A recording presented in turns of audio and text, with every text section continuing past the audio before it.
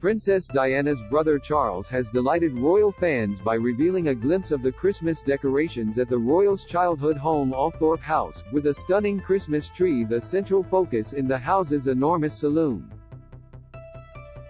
Charles, whose title is Earl Spencer, is perhaps best known for delivering an emotional and hard-hitting eulogy at his sister's 1997 funeral, in which he appeared to take aim at the press and the royal family for their treatment of the princess who died in a Paris car crash weeks after her 36th birthday. Diana and her siblings spent much of their childhoods at Althorp House, having moved in when their father assumed his earldom upon the death of their grandfather in 1975. It is where the princess is buried, on an island in the center of an oval lake on the estate. Spencer regularly posts about Althorp on his social media channels, and on Tuesday revealed the imposing Christmas tree which stands in a corner of the historic house's saloon and staircase hall. Alongside the image of the large tree with red and gold decorations, the Earl posted the caption, "Happy Christmas, holidays to you."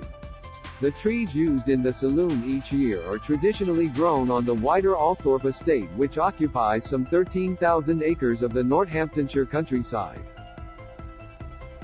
In 2021, the Earl gave some insight into the trees chosen for the task of standing proudly in the Grand House, posting a photo of that year's effort with the caption, "This 23-foot tree was grown on the estate at Althorp House specifically for this task, holding together the saloon, central hallway, in the run-up to Christmas, and into the new year. Wishing you all a happy and healthy Christmas and 2022. It is in the saloon that a large painting of one of the Spencer clan's most famous daughters, Diana, now hangs.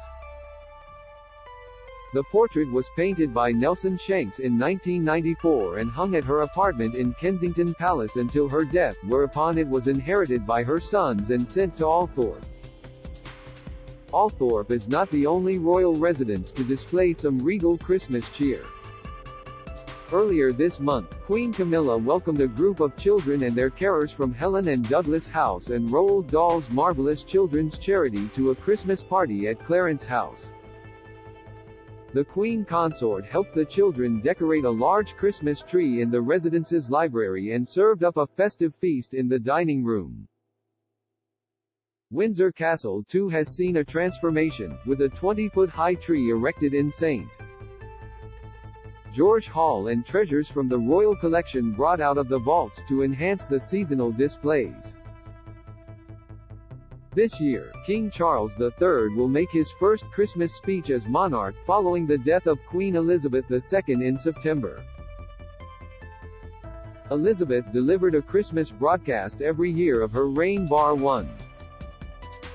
From 1952 to 1967 the addresses were broadcast over the radio and thereafter also on television.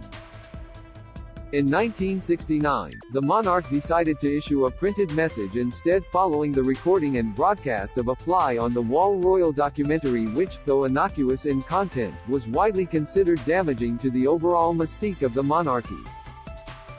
Charles' speech will be broadcast on Christmas Day at 3 p.m.